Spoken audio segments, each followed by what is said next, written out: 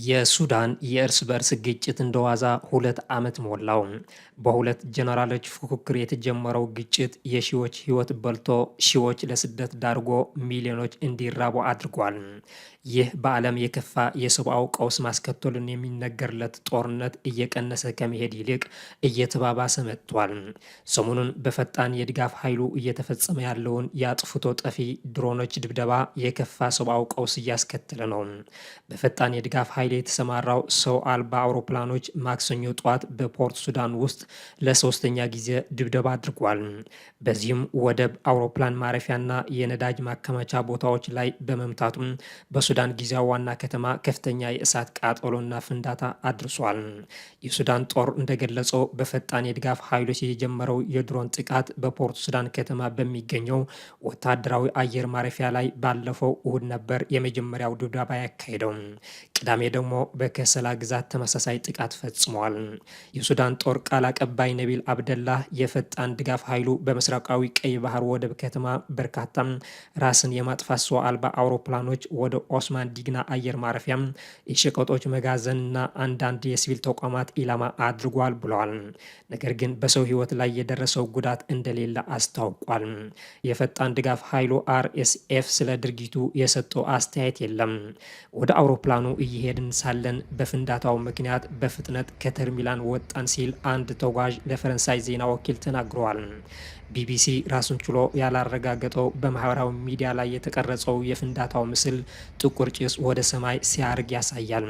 የአየር ማረፊያው ተዘግቷል፣ እናም ሁሉም በረራዎች ተቋርጧል ሲል የመንግስት ምንጭ ለአጃንስ ፍራንስ ፕረስ ተናግሯል። ጥቃቱ በምስራቅ ሱዳን የሚገኘው የፖርቱ ሱዳን አውሮፕላን ማረፊያ በሰው አልባ አውሮፕላኖች ሲመታ ለመጀመሪያ ጊዜ መሆኑን ሱዳን ትሪቡን ዘግቧል። በጦር ሰራዊትና በአርኤስኤፍ መካከል የተቀሰቀሰው ጦርነት ከ2 ዓመት በፊት ከተነሳ ወዲህ ከተማዋ የሱዳን ጊዜያዊ ዋና ከተማ ሆና አገልግላለች።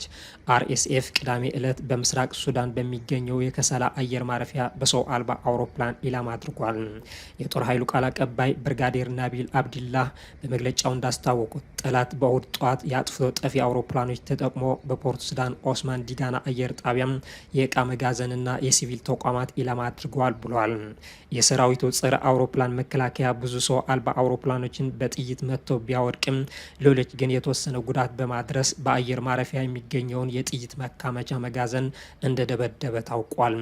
በፖርት ሱዳን ካርቱም አውራ ጎዳና ላይ በሚገኘው የፍተሻ ጣቢያ ላይ ያሉ የአይን እማኞችና ሰራተኞች ከአውሮፕላን ማረፊያ አቅጣጫ ፍንዳታ እንደሰሙ ተናግረዋል። ከፖርት ሱዳን ከተማ በስተደቡብ 20 ኪሎ ሜትር ርቀት ላይ ከሚገኘው ተቋሙ ጭስ ሲወጣ ይታያል። ጥቃቱ ከሰራዊቱ መሪ ጀነራል አብዱል ፈታህ አልቡርሃን ጋር ይቀራረባል።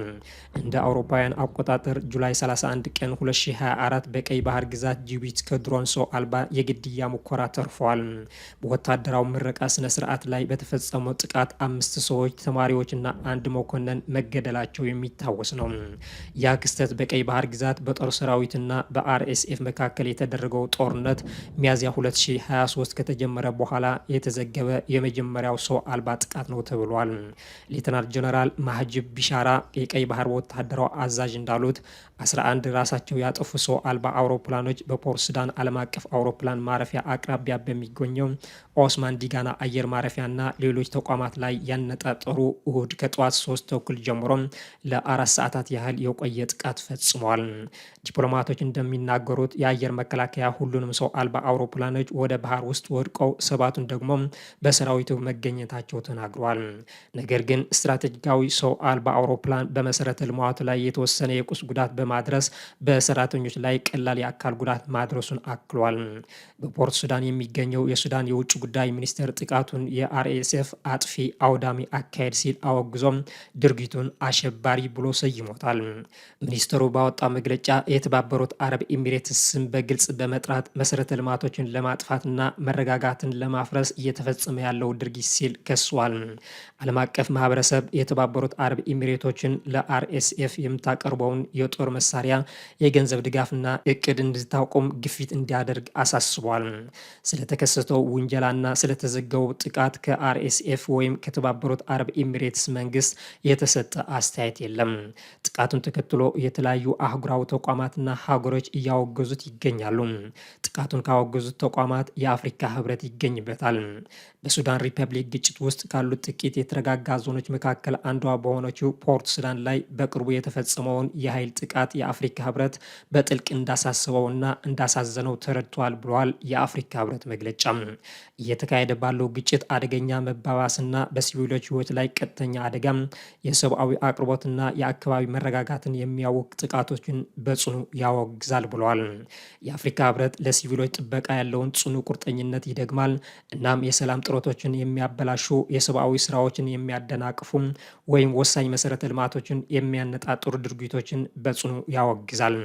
በአሁኑ ግጭት ፖርት ሱዳን የሎጂስቲክና የሰብአዊነት ማዕከል በመሆን ወሳኝ ሚና ትጫወታለች ብለዋል።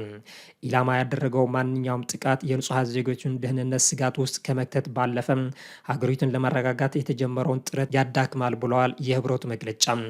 የአፍሪካ ህብረት አስቸኳይ የተኩስ አቁምና በአፍሪካ መሪነት ሁሉን ያሳተፈ የፖለቲካ ውይይት እንዲጀመር አስቸኳይ ጥሪውን አድርሷል።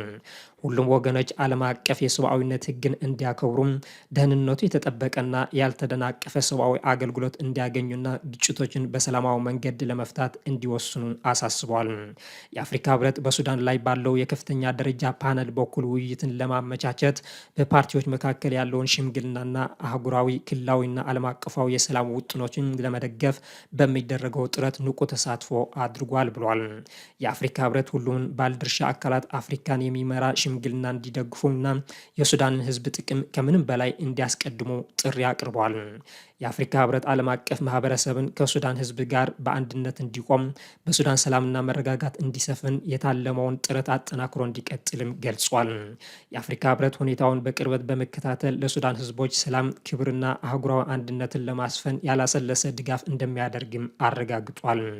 እንዲሁም ግብፅና በርካታ የባህር ሰላጤ ሀገራት በፖርት ሱዳንና ከሰላ ከተሞች ላይ የፈጣን ድጋፍ ኃይሎች ያደረሱትን የድሮን ጥቃት አወግዘዋል። የግብፅ የውጭ ጉዳይ ሚኒስቴር በሱዳን ሪፐብሊክ ውስጥ በፖርት ሱዳንና በከሰላ ወሳኝ መገልገያዎችና መሰረተ ልማቶች ላይ የተፈጸመውን ጥቃት አወግዟል። እንደዚህ ያሉት ድርጊቶች ለአካባቢው መረጋጋት እንዲሁም ለአረብና ለአፍሪካ ብሔራዊ ደህንነት ስጋት ናቸው ብለዋል።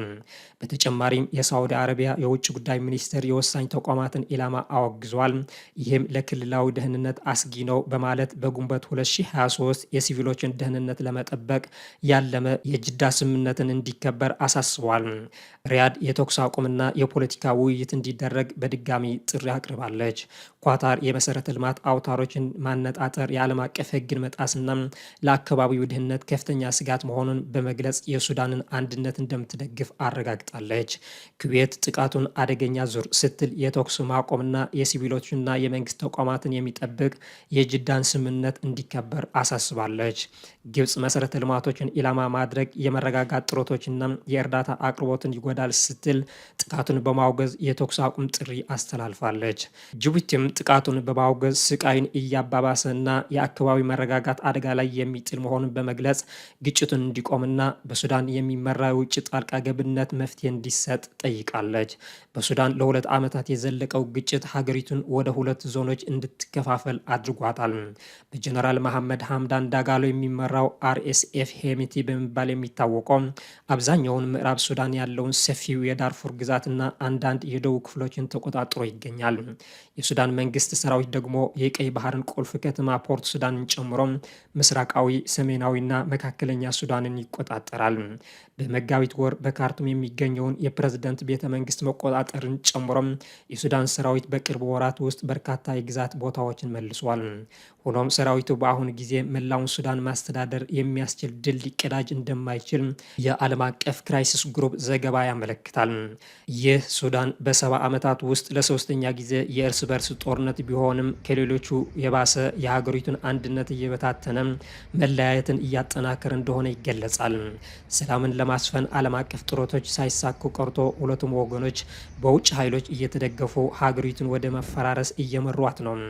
ባለፈው በለንደን ከተማ ሱዳንን ወደ ዘላቂ ሰላም ለማምጣት የሚያስችል ዓለም አቀፍ ውይይት ቢካሄድም አንዳች ፍሬ ሳያመጣ አቀርቷል።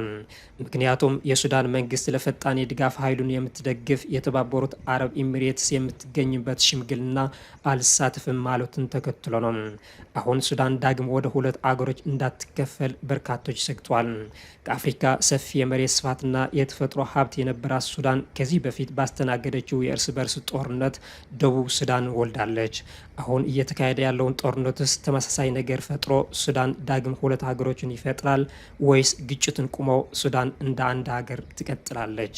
ጊዜ የሚመልሰው ይሆናል።